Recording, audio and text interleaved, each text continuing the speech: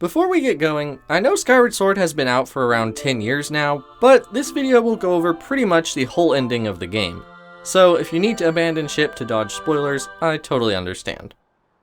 As you probably know, ever since the first Breath of the Wild sequel trailer came out, there has been no shortage of theories about the upcoming game. From YouTube videos to forum posts, all over the internet, people have brainstormed about things that might show up in the game. One theory in particular that I've seen has gained a lot of traction, especially with the upcoming remake of Skyward Sword. The gist of the idea is that, in some form or fashion, the Demon King Demise will make a return. While I absolutely appreciate discussion on Zelda theories and lore, I also feel the need to address something about this theory. It's basically impossible. I really enjoy making theories, and I know many others do too, but when a theory has nearly no chance of coming true, I think myself and others at least like to be aware of that, so there's less chance of disappointment.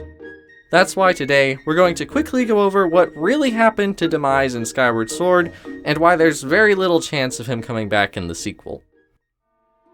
So, for a little more context on the theory in question, the most common iteration of this theory that I've heard is as follows.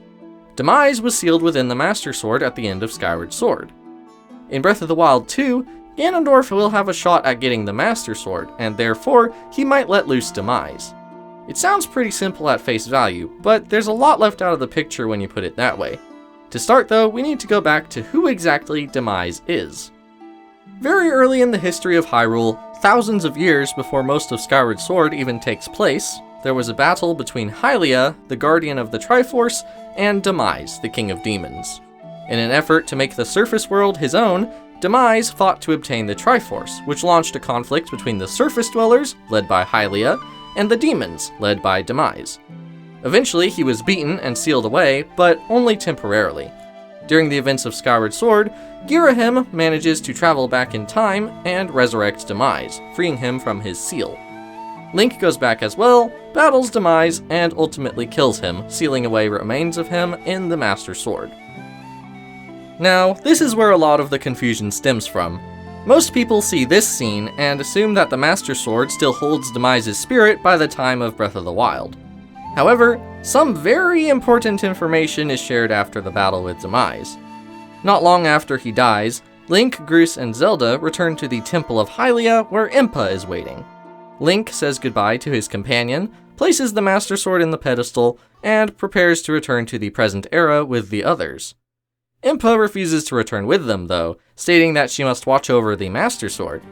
Naturally, with a powerful demon sealed inside, you wouldn't want someone getting their hands on it, right?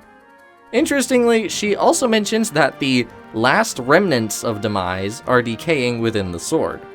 So the others return to the present era, and the Master Sword is still safely guarded by Impa.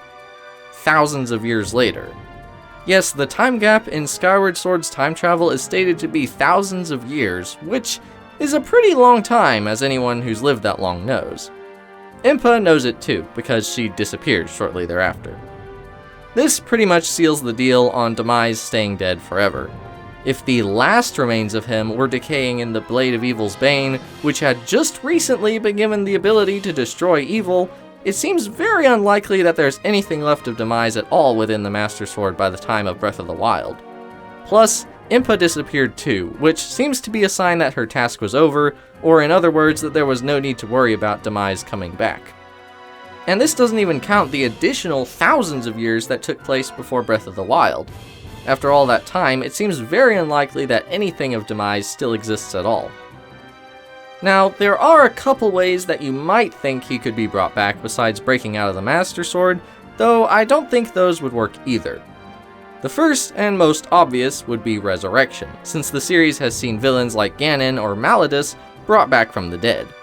However, this always requires the spirit of the individual in question to still, well, exist. And the whole point of the stuff that happened in Skyward Sword was to make sure Demise had no chance of returning.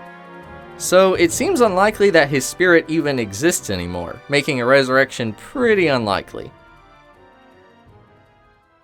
There's also the Curse of Demise.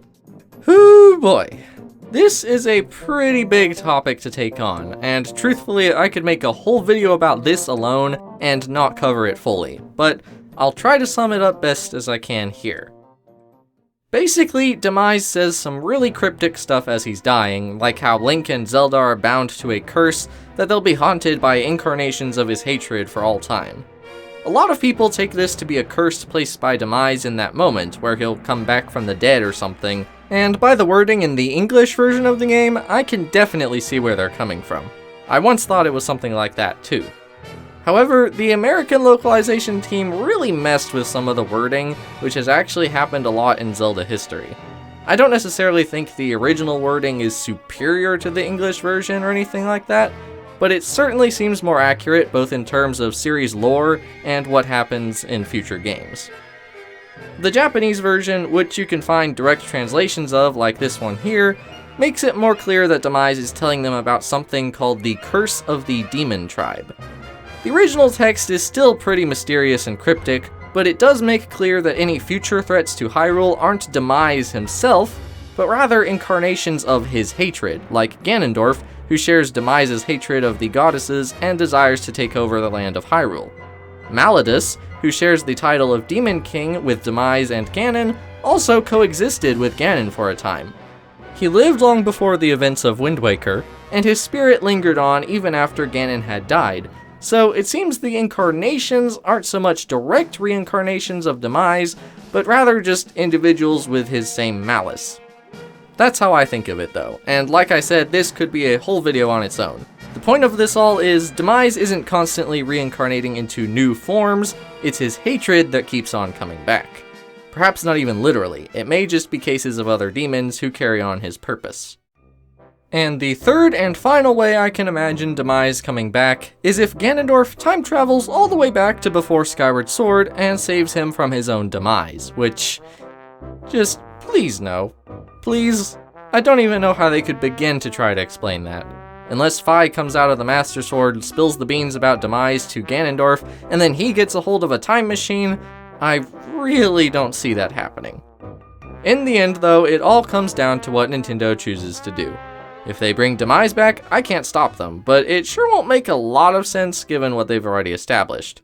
What do you think? Do you expect to ever see Demise return, or do you agree that he was one and done? Let me know in the comments, and why not go ahead and permanently destroy the subscribe button if you haven't already.